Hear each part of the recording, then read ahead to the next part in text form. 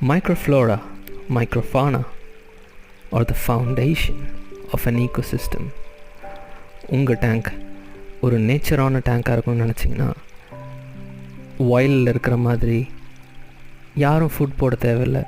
It's a voice. உங்கள் fishes சந்தோஷமாக சாப்பிடும்.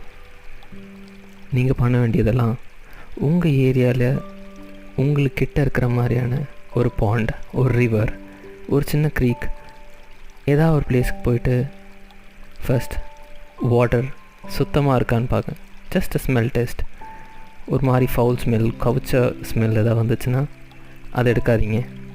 ஒரு நல்ல ஃப்ரெஷ்ஷான வாட்டராக பார்த்து ஒரு ஜார் ஆஃப் வாட்டர் எடுத்து கொண்டு வந்து வீட்டில் வைங்க. போதும். இன்னும் அதிகமாக வேணும்னா decayed leaves இருக்கும், old leaves, take that